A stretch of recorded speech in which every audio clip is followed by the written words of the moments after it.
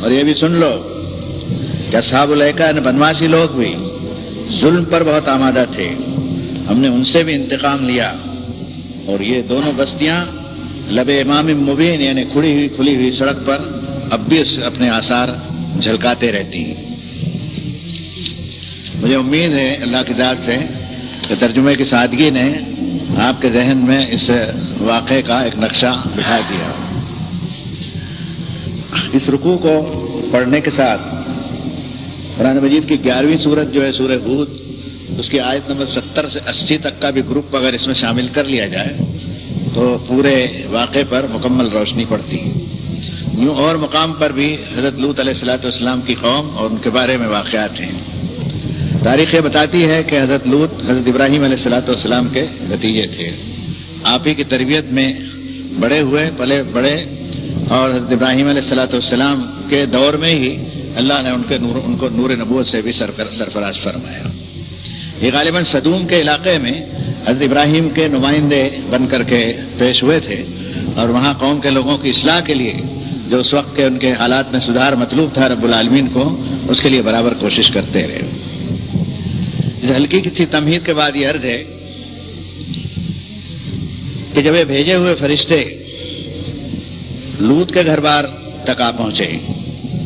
حضرت لوط نے ان سے انجانے پن کا اظہار کیا اور دھیرے سے یہ فرمایا کہ بھائیو انجان معلوم ہوتے ہو، کون ہو تم؟ اس سے ایک تفسیری نقطہ سمجھ میں آیا کہ اللہ کا پیغمبر بھی جب تک فرشتہ اپنے آپ کو ظاہر نہ کرے کہ میں اللہ کا فرشتہ ہوں، یا وہ اپنی اصلی صورت میں نبودار نہ ہو، تب تک اس کو وہ پہچان نہیں سکتی۔ اس نقطے کے سمجھنے کے بعد میں مشرق قوموں کی وہ جو گھال میل ہے اور ان کا دھنگانا ہے انبیاء کو بشریت سے خارج کرنا،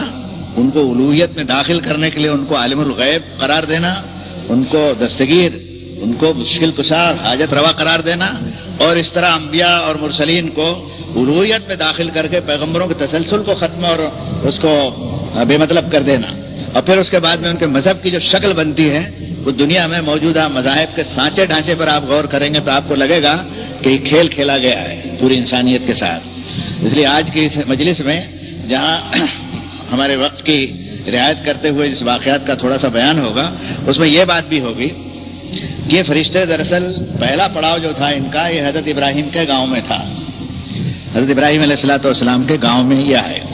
بڑھاپے میں حضرت ابراہیم علیہ السلام نے ایک گاؤں میں رہنا پسند فرمایا۔ کوئی بڑا گاؤں نہیں تھا، اور غالباً اولاد بھی اتنی کثیر حضرت یعقوب کی طرح ان کی نہیں تھی۔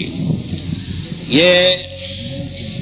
قرآن مجید کے اندازے سے یہ معلوم ہوتا ہے، قدیم مفسرین کی آراء سے، خاص طور پر حافظ ابن کثیر نے جو تفسیر ابن کثیر کے مصنف ہیں، اس سے معلوم ہوتا ہے کہ کوئی 2-1 ڈزن کے قریب آدمی یہ فرشتے ہونے چاہیے، یعنی 20-30 کے قریب ہونے چاہیے۔ اس گنتی کا کوئی مطلب نہیں نکلتا کتنے تھے، لیکن ایک خاصی جماعت تھی کہ جس کے ناشتے کے لیے یا ایک کھانے کے لیے حضرت ابراہیم علیہ السلام کو ایک بڑا جانور ذبح کرنا پڑا۔ اس سے اندازہ لگ سکتا ہے کہ وہ 20-30 سے کم نہیں ہوں گے۔ قرآن مجید پر جن کی نظر ہوتی ہے اور جن کو اللہ نے تدبر کا شوق عطا فرمایا ہے اور ذوق عطا فرمایا ہے، یہ اللہ کا بڑا انعام، بہت بڑا انعام ہے، چاہے جس کسی کو اللہ تعالیٰ اپنے بندے کو عطا فرمائے۔ تو یہ پہلے حضرت ابراہیم کے پاس آئے، حضرت ابراہیم کو سلام کیا انہوں نے۔ جواب میں حضرت ابراہیم نے بھی سلام کہا، لیکن دھیرے سے کہا قال انا منکم وجلون، بھائیو ہم کو آپ سے ڈر لگتا ہے، ہم کو آپ سے ڈر لگتا ہے۔ یعنی گاؤں چھوٹا تھا، کوئی شاہی دبدبہ نہیں، کوئی چوکدار اور چوکیدار اور کوئی سیکورٹی نہیں، اور گھر میں بھی خاندان میں کوئی بڑا خاندان نہیں، اور اس طرح گاؤں میں ایسے لوگ بالکل بے اطلاع کے آ جائیں گھر میں کہ بٹھانے کو جگہ نہ ہو، کھانا نہ کھلا سکیں، ظاہر بات ہے کہ حضرت ابراہیم کو ڈر پڑ گیا۔ یہ ابراہیم اللہ کے خلیل ہیں، یہ ابراہیم ملت ایمان جو ہے اس کو خود اللہ نے ملت ابراہیم حنیفہ کہا، اس کا یہ حال ہے کہ فرشتے اس کے پاس جب آتے ہیں تو اس کو ڈر پڑ گیا، معلوم ہوا کہ وہ بھی جان نہیں سکے۔ فراغ الی اہلہ، حضرت گھر کی طرف مڑے، ان کو بٹھایا ہوگا جیسے بھی ہو سکا ہوگا، گھر کی طرف گئے، جا اجلن حنیز اور اجلن سمین، 2 لفظ آئے، دونوں الگ الگ صورتوں میں اور الگ الگ آیتوں میں۔ اس کے معنی ہوتا ہے ایک بڑا جانور، غالباً بچڑا ہوگا یا کوئی گائے ہوگی یا کوئی بیل ہوگا، اس کو ذبح کیا اور گھر والوں کو کہا کہ اس کو تل بھون کر کے لے بھیجو۔ اس سے معلوم تھا کہ انبیاء کی بھی بیویاں ہوتی ہیں، خدا کو بیوی نہیں ہوتی۔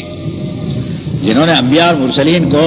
خدا بنا لیا، ان ظالموں نے یہ سوچنا چاہیے کہ انبیاء کے باپ بھی ہوتے ہیں، بہنیں بھی ہوتی ہیں، نبی کی ماں بھی ہوتی ہے، اس کی سسرال بھی ہوتی ہے، اس کے چچا بھتیجے ماموں پھوپھیاں سب کا ذکر قرآن شریف کے اندر ہے۔ یہ خدا ہو سکتے ہیں کیا؟ اتنی عقل اہل کتاب کی جب ماری گئی ہو، خدا نے ہر زمانے میں محمد صلی اللہ علیہ وسلم سے پہلے ایک نبی کی لائی ہوئی آیتوں میں جب بگاڑ پیدا کیا امت نے، تو دوسرے نبی کو بھیج کے اس کا سدھار کر دیا۔ مسلسل یہ کرم ایسا چلتا رہا ہے۔